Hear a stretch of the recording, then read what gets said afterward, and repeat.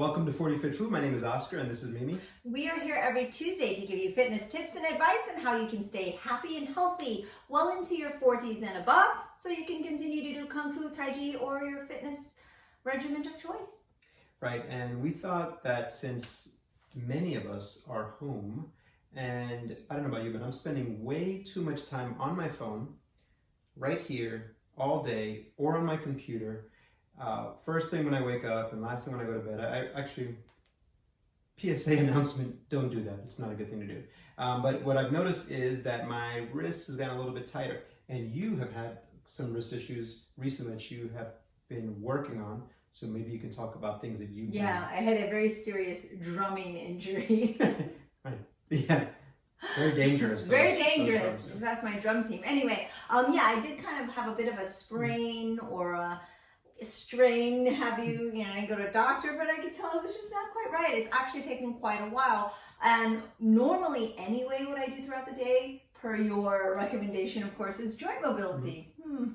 So several times a day, I was doing the joint mobility, and I can even hear it clicking now. In addition, I know that you also always say that if you get injured, it's probably because you were previously injured. And so when I was younger, I did gymnastics and I tumbled on concrete and all sorts of things. And so I think that generally speaking, this is always kind of prone. But I'm always kind of doing the joint warm-ups and the mobility throughout the day and trying to take it through its range of motion. And then you said kind of like upping the game of it would be to do the iso holds and things like that. So I thought we could kind of go over that. Perfect. So about injuries, quick refresher.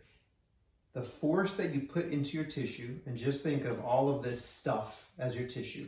In any direction you put that force into, if it's greater than the capacity of that tissue, that is how you get an injury.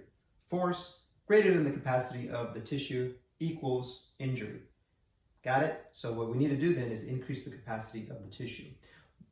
A big thing to start thinking about is, since our fingers were meant to do a lot of movement, and we kind of are stuck in this thing here where we're just kind of mousy. Our phone. One of the first things you can do is actually start taking your thumb and pressing into the stuff that's a little bit uncomfortable.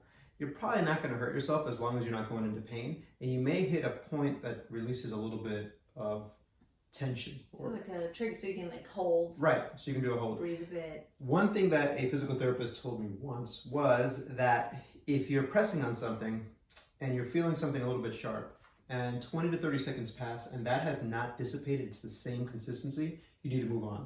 The body is not going to make an adaptation that way. So sometimes you can press on something like, well, that's a little bit tender, and then it starts dissipating, and that is a good sign. That means that you're helping it out. Okay. If it stays consistently, that is not good. Then we got to move on. Go see somebody with greater powers. Yeah, great. Go see a professional, right? And you can do that all the way up the arm. So even into your forearm. I'm doing this a lot. If you're used to kind of gripping or lifting things, your forearms get a little bit tired, and that can lead to wrist stuff as well. So the first thing we like to do is work on finger circles. So if you spread your fingers as wide as you can, we should try to be independently moving each digit. And what I find is, as you get closer to your middle and ring finger, that gets a little bit more challenging to move independently. Your thumb is the easiest one to move independently. Your pinky probably. From all the shadow puppets. Yeah, it's different muscles that work, but yeah, and the shadow puppets, yeah, definitely. So do some stuff with your fingers, and you can do that all the time. Anytime your hands are free, spread those fingers.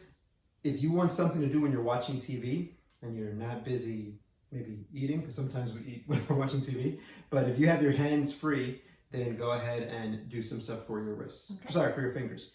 The next thing is the wrist circles, which this is what you've been doing a lot of. So when we do stuff for the wrist, we want to make sure we isolate the forearm. So one way is to imagine that you've got something that you're balancing on your forearm and you don't want that to move. And then I like to break the circle, the controlled articular rotation, into different sections first. So going up and down, and then side to side, and then putting it all together and try to make that into a fluid circle. And what you may notice is that the wrist that's injured, you're not able to keep that same consistent force throughout.